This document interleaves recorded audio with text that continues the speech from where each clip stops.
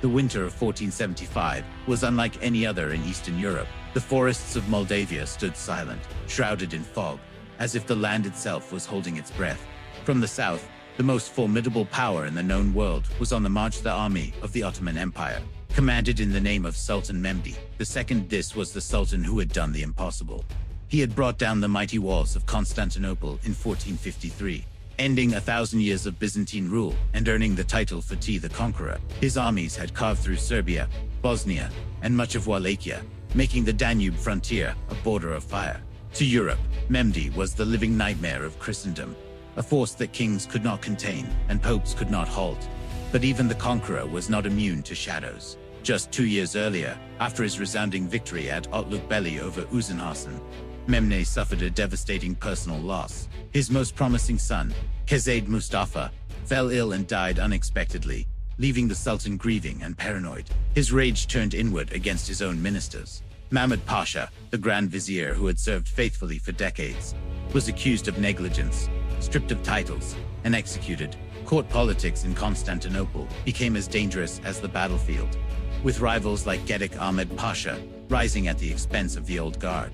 Yet the empire itself remained strong. In the Balkans, Ottoman marcher lords pushed raids into Hungary, Croatia, and beyond. In Albania, the death of Skanderbeg had left resistance fractured. Though Venice still tried to hold fortresses against Turkish advance, the Sultan's gaze was ever restless, seeking new conquests, new lands to subjugate, new rulers to humble. And to the north, he saw Moldavia. Mehmed. Moldavia was not just a minor principality tucked between the Carpathians and the Black Sea. It was a buffer, a corridor to Poland and Hungary, and most importantly, the holder of 2 strategic ports, Kilia and Achaman, that opened gateways to trade and naval power on the Black Sea. For years, Moldavia had paid tribute, keeping Ottoman wrath at bay, but its ruler, Stephen III, known to history as Stephen the Great, was not a man content to kneel. He had already shown his steel by defeating a Hungarian king in battle, by breaking Tatar incursions, and by seizing Wallachian territory. By the early 1470s, he had stopped paying tribute to the Sublime Porte, openly defying Mehmed's demands. It was an insult the Sultan could not ignore, so orders were given. In the autumn of 1474, Hadim Suleiman Pasha, the Beylerbey of Rumelia, assembled a vast provincial army. They came from Anatolia, from the Balkans, from vassal states Igora, compelled to serve. Estimates vary, but between 30 and 40,000 men marched beneath the Ottoman banners, a force larger than any Moldavian ruler had faced before. To their south, Wallachia bent once again to Ottoman influence, with its ruler Basarab, the third, pledging men to Mehmed's cause. And thus, in the bitter cold of December, Suleiman Pasha crossed the frozen Danube. The greatest empire of its age was on the march, and its target was a small but defiant principality whose people were preparing for the fight of their lives. To understand why Moldavia did not simply collapse under the Ottoman tide, one must understand its ruler. Stephen III, later called the Great, was not born to a stable throne. He was the son of Bogdan II, a prince murdered in a coup that left Moldavia fractured, exiled and dependent on the goodwill of powerful neighbors. Stephen learned early that survival depended not on mercy, but on steel and cunning. With the support of John Hunyadi's armies and the friendship of his cousin Vlad III of Wallachia, known as Vlad, the Impaler Stephen reclaimed his father's throne in 1457. From the moment he secured power, Stephen reshaped Moldavia. He understood that his principality was a fragile land caught between giants Hungary to the west, Poland to the north, and the Ottomans to the south. To endure, Moldavia had to be more than a pawn. It had to be a fortress. Stephen reorganized the military system, professionalizing a core force while maintaining the ability to call upon thousands of peasant levies. He brought in foreign mercenaries, Polish cavalry, Hungarian handgunners, Transylvanian infantry, and forged them into a disciplined composite army. He built fortresses, reformed taxation, and curbed the power of feudal nobles who might challenge him. And he proved himself a master of war. In 1467, when King Matthias Corvinus of Hungary invaded Moldavia, Stephen lured him into the dense forests near Baia. There, using ambushes and fire, he inflicted a stunning defeat, wounding the Hungarian king and killing thousands of his men. In the years that followed, Stephen struck down Tatar raiders from the east and rivals from within, solidifying his realm. Even the ever-turbulent Wallachia became a field for his influence. As Stephen repeatedly supported factions against Ottoman-backed rulers, But Stephen was not reckless. For years he paid tribute to the Ottomans, biding his time. He even fought alongside them briefly when it suited his interests, helping them reclaim Kilia. Yet as Mehmed's demands grew harsher, especially his insistence that Moldavia surrender its Danube, Port Stephen refused. His refusal in 1474 was not a rash gamble. It was the culmination of years of preparation. He knew the Ottomans would come. He knew they would come with overwhelming numbers, and so he shaped the battlefield long before the enemy set foot in his land. As Suleiman Pasha marched north, Stephen ordered his people to burn their own villages, to poison their wells, to hide their stores of grain. Moldavia was turned into a wasteland, a trap laid across miles of frozen countryside. Every step the Ottomans took would starve them, freeze them, and bleed them before they ever reached the Moldavian army. Stephen also secured allies, calling upon the Shiklis of Transylvania, Polish knights, and Hungarian mercenaries. In total, his army may have numbered around 20,000 half-peasants, half-professionals and auxiliaries. Against the vast Ottoman host, it seemed small, but Stephen's genius lay not in matching numbers, but in breaking armies with terrain, deception, and timing. As January deepened, Stephen waited. The marshes near Vaslui, shrouded in fog and fed by the Barlad River, would become his killing ground. The stage was set for one of the greatest upsets in medieval military history. The Ottoman army crossed the Danube in two great columns, trudging through snow and ice. By December, Hadim Suleiman Pasha and his men pressed deep into Moldavia. The campaign season had long passed. This was winter war, a brutal test of endurance. The Sultan himself, suffering from recurring illness, remained in Constantinople. Suleiman commanded alone. At first, the march seemed like any other. Villages were empty, but that was expected. Yet, as days passed, the emptiness grew unsettling. Every village was burned to ash, every well poisoned. Supplies dwindled, men grew sick, horses collapsed. The winter fog swallowed entire columns from sight. And worse still, Moldavian raiders harried them at every turn, striking at forages, ambushing stragglers, vanishing into the forests. By the time the army reached Wallachia, Suleiman paused, resting near Bucharest for over 2 weeks. Reinforcements arrived, 10,000 Wallachian cavalry pledged by Basarab III. But morale was already fraying. Men muttered of omens, of cursed land. Officers struggled to maintain order as snowstorms lashed the weary host. Still, Suleiman pushed forward, determined to find Stephen's army and crush it in open battle. In early January 1475, the Ottomans sighted villages intact near Vaslui, food and shelter at last. It seemed fortune had turned.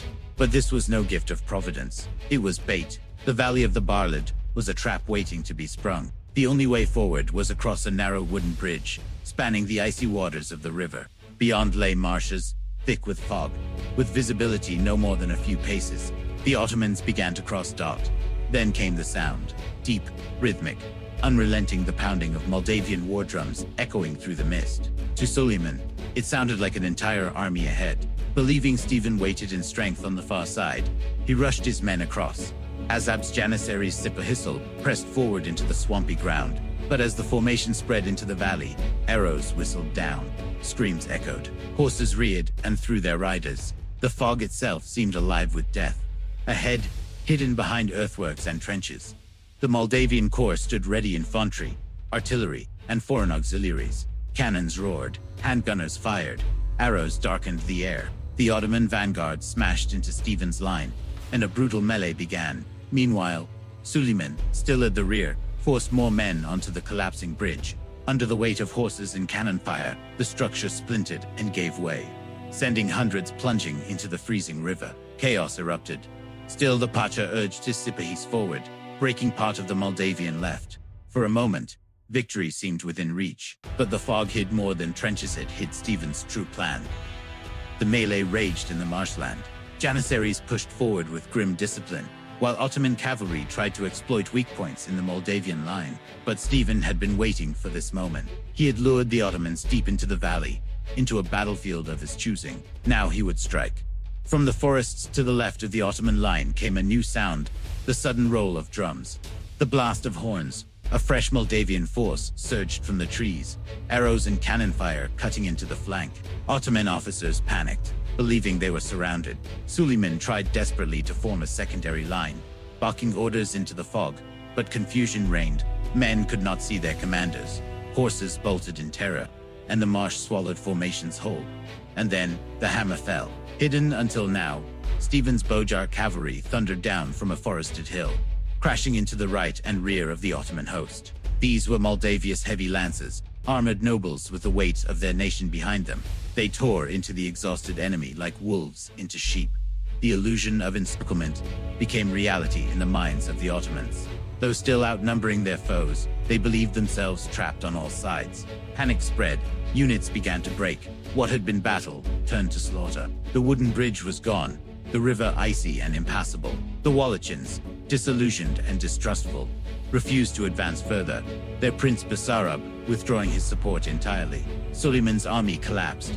For 3 days, the rout continued. Moldavian cavalry harried the fleeing Ottomans, cutting them down in the snow and mud. Officers were captured and executed. Entire units disappeared into the forests, hunted like game. Of the 30 to 40,000 who had marched into Moldavia, as many as 20,000 were dead. The survivors staggered south in disgrace, leaving behind weapons, banners, and comrades buried in ice. It was one of the worst defeats the Ottoman Empire had ever suffered. Never before had such a great host been broken by so small a force. Never before had Mehmed's armies tasted such bitter humiliation. Stephen's triumph shook the continent. In Rome, Pope Sixtus IV hailed him as Athleta, Christ, a champion of Christendom for standing against the Turks when greater kingdoms had faltered. Across Europe, bards sang of Moldavia, of the voivode who had humbled the conqueror's legions. For a brief moment, the world believed the tide of Ottoman expansion could be checked. But Stephen knew the truth. Vaslui was a victory, but it was also a warning. Mehmed would not forgive. The Sultan who had torn down Constantinople would not leave Moldavia's insult unanswered. A storm was gathering, and it would soon fall upon the blood-soaked valleys of the north. News of Vaslui reached Constantinople like a thunderclap. Mehmed II, sickly but unbroken, vowed vengeance. He would march himself, just as Germanicus had marched to avenge the Roman legions lost in the Teutoburg forest. In the summer of 1476, the Sultan assembled an even greater army, 40,000 strong, and crossed the Danube with Crimean, Tatar allies at his side. Stephen, ever the strategist, burned his land once more, poisoning wells and retreating before the advance. The two forces clashed at Valia Alba, the White Valley. Once again, Stephen's men fought with ferocity, ambushing the Ottoman vanguard and setting forests ablaze. For a moment, history seemed ready to repeat itself. But Mehmed had learned from Vaslui. He kept his army together, rallied his janissaries, and pressed forward, exhausted and outnumbered, with little aid from Hungary or Poland. This time, Stephen's men broke.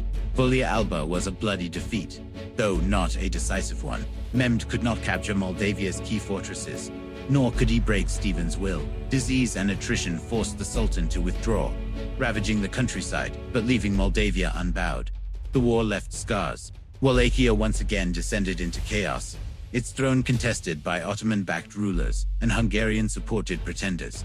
Vlad III Dracula briefly returned, only to meet his end at Turkish hands, his head sent to Constantinople as a trophy. The Balkans burned with raids and counter-raids, but Moldavia endured. Stephen the Great would rule until 1504, fighting over 40 battles in his lifetime, winning nearly all. He left behind a legacy not only of defiance, but of resilience, showing that even small nations could resist the mightiest empires through cunning, preparation, and unbreakable resolve. For Mehmed Vaslui was a rare stain on an otherwise unmatched record of conquest. The Sultan died just 5 years later, in 1481, leaving behind an empire that would dominate southeastern Europe and the Middle East for centuries. Yet, the Battle of Vaslui remains etched in memory as one of the greatest upsets of medieval warfare, a moment when the seemingly unstoppable tide of Ottoman expansion was checked not by kings or popes, but by a prince from a land of forests and marshes, who understood that, to defend his people, he had to turn his land into a weapon. History often remembers empires as invincible, their victories inevitable. But Vaslui reminds us that power can falter, that arrogance can blind, and that even the greatest conquerors can be humbled. So next time you hear of Mehmed the Conqueror, remember also Stephen the Great, the voivode, who turned fog, mud, and winter into his allies, and carved his name into history with the blood of an empire. If you enjoyed this journey into one of history's most dramatic battles, make sure to subscribe, share your thoughts in the comments, and tell us which forgotten victories you'd like to see uncovered next. History is not just about the powerful, it is about those who dared to resist them.